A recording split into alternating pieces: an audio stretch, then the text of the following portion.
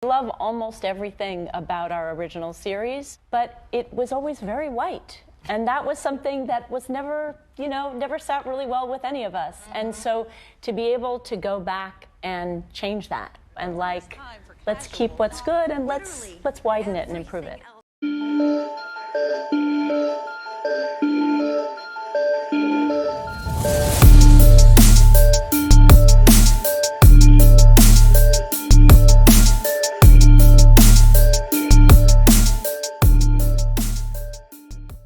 Hello guys, welcome back to my channel. Today's topic is going to be the sequel of the Sex and the City series, and just like that, I was disappointed. Why, you might ask? Well, I just finished watching the 6 seasons of the original Sex and the City as well as the 2 movies, and I thought to myself, okay, I'm sure there's nothing left to watch, and boy, I was wrong. First and foremost, I want to say that I fell in love with the series, the original one, and especially I fell in love with Samantha because she was the realest of them all, and that's why I started researching Kim Cattrall, and I was researching her life, and that's how I came up across the feud she had with Sarah Jessica Parker, and that's how I also found out about the sequel. I have to say that I was warned not to watch this series. People on Reddit were saying that it was too woke, and boy, they were right. The show was beyond woke. It was a progressive disaster. If you haven't watched the sequel yet, spoiler alert, I will be revealing many of the details. So if you haven't watched it and you want to watch it, just watch this video after you do and share your opinion on it in the comments below after you watch it. It all started with Big's death, who was Carrie's husband. After that, in my opinion, nothing was exciting, new, or even remotely original. Everything that followed was painfully predictable and boring. And just like that, I fell asleep every night watching the sequel. Carrie became this rich widow with a few best-selling books under her belt, living alone in her huge apartment with a cat. They turned her into a literal cat lady, and I'll admit I liked that they promoted adopting instead of buying pets, so that's a plus for the show. She also had a live show with 2 co-hosts, one of whom was Jay, a non-binary bisexual, and the other one was a corny Asian. I think you all know him. It's this YouTube guy. I don't know his name. At one point, a marketing specialist in a wheelchair appeared, of course, to appease the woke public. And I have a quick question that's been bothering me since I've watched the original series. Did Carrie ever pay Charlotte back that 30,000 K she borrowed for her apartment down payment? Yeah, if you know, let me know in the comments below. I've been wondering this ever since I watched the show. Then came Miranda's transformation. As you probably know, if you watched the original series, she was always this woke feminist liberal. In the sequel, they went completely overboard with her character. Suddenly, she's not just a lesbian. She is confused about her whole sexuality, so she doesn't know if she is a lesbian, a bisexual, straight. I'm guessing she's not straight if she's had a girlfriend, but okay. And out of nowhere, after years of loving men, dare I say dick, she fell for Jay, Carrie's non-binary bisexual co-host of her podcast and comedian who still sleeps with her ex-husband because, she's just woke like that. For me, Miranda was already the most annoying character, but this sequel made her unbearable. And she also quit being a corporate lawyer because, according to her, she was tired of being part of the problem. She enrolled in a master's degree program in human rights at Columbia University because, of course, she did, right? She's progressive now. It's the 21st century, Next is Charlotte. You remember that they made her convert to Judaism and adopt a Chinese baby in the original series? All of that was fine by me. I don't mind if someone wants to convert or they want to adopt a baby from a different race. That's all fine and dandy. In the sequel, Charlotte had a trans daughter. So, as you probably know, she had a biological baby in the end. She gave birth to a daughter. They just had to make the child transgender or non-binary. And now, let's talk about my favorite character, which is Samantha. She was the only one who escaped this chaos, okay? She wasn't a part of this shit show because she's smart and frankly too good for it, in my opinion. Plus, I read online that she couldn't stand her co-workers anymore. Her and Sarah Jessica Parker were in a feud because Carrie's character, Sarah Jessica Parker, was earning more per episode than the other girls. And Kim Cattrall fought for equal pay for all 4 of them. And Sarah apparently had something against it. I don't know. I didn't go too deep into this feud because I don't care that much about it.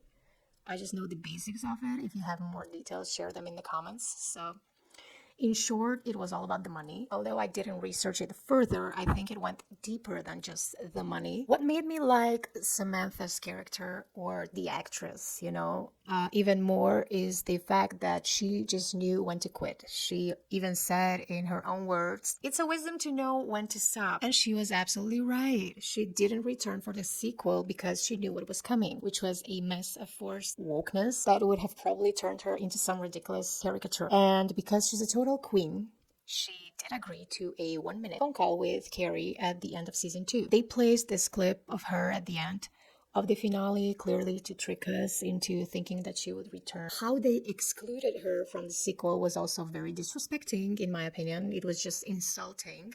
They claimed that Samantha left the US because Carrie didn't want her to be her publicist anymore. Like, excuse me, like, what?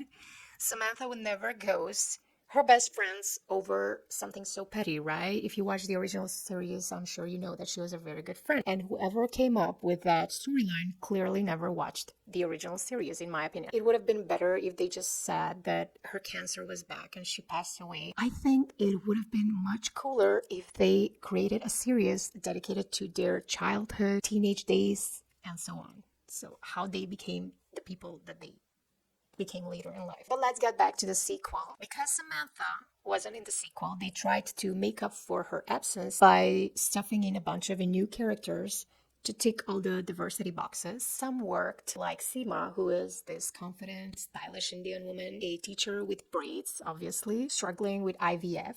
A black couple with 3 kids living this over-the-top, picture-perfect life. And also, I forgot to mention the name of Carrie and Chase podcast. It was X, Y, and Me. A clever title, okay, but the whole thing screamed, "Please notice how progressive we all are." Che later became Miranda's new girlfriend, and naturally their pronouns are they, them. Of course they are. And eventually Miranda and Che broke up. And Miranda went on this cringe-worthy journey of self-discovery. She was sleeping around with women. She took a nun's virginity. And she was, trying to prove that she has evolved as a person. In my opinion, it wasn't about representation, but pandering. And it felt so fake. For example, in the original series, we know that there were some gay characters, like the best friend of Carrie. His involvement in the series was so natural, so well thought, and no one had anything against it. It was hurting my brain and my soul. Like, it was so fucking fake. A good part of the series was when they brought Aiden back. I just love that guy. He's so handsome. Even his perfect face couldn't make up for all the woke shit that they included in the series. Aiden's now divorced in the sequel. He is co-parenting his 3 sons with his ex-wife. And one of the boys, if you watch the sequel, you will notice that he has some mental health issues, which in my opinion are not exactly mentally associated. I don't know. I think that he has anger issues. And instead of talking to him, his mother wanted to medicate him. Thankfully, Aiden said no. In my opinion, Carrie was always sabotaging her relationships. She was constantly chasing something out of this world, like in her books. She wants that fairy tale spark so badly that she ruins every stable thing she has. She broke Aiden's heart twice. First, in the original series, when she cheated on him with Vic, because she needed to prove to herself that she could. The second time was in the sequel, when she started falling for another writer who lived in the apartment below. But instead of owning up to it, she pushed Aiden away again. Her excuse was that he didn't trust her because of their past, which honestly was fair. And spoiler alert, she did end up sleeping with a downstairs neighbor. There were so many woke moments in the show that it's impossible to mention them all. Every 5 minutes, there was another "let's teach the audience a lesson" scene that felt completely out of place. And I will just insert some clips. Representing the cisgender women is Carrie Bradshaw. Hey, hey. Hey, Miss Cis. And representing the cishet men is the dude himself, Jackie Nee. What up, sister, brother? That's right, because I'm both and neither.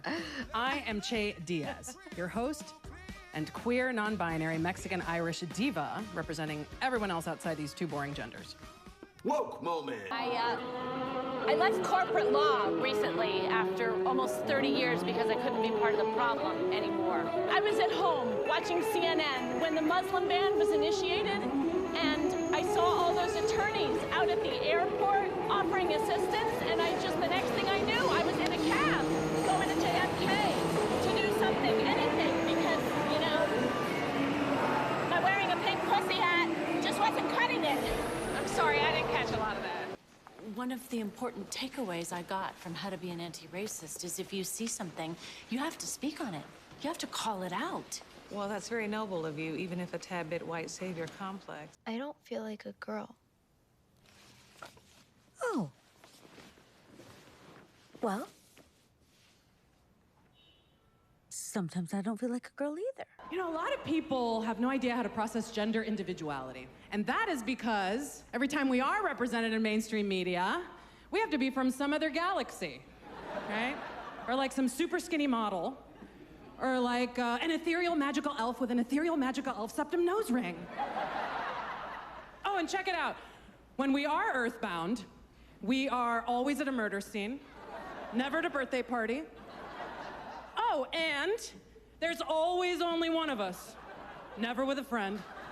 Just one sad, non-binary character, or just one sad, trans character. The Wexleys can't be the only black couple at the dinner. They're gonna think we don't have any black friends. So let me get this straight.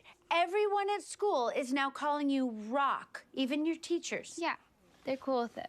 Oh, well, as long as they're cool with it. I think what Robin is trying to say is that a child at this age is still developing and exploring who they are. Do I have that right, Robin? Yes, more or less. And we get all that. Mm-hmm.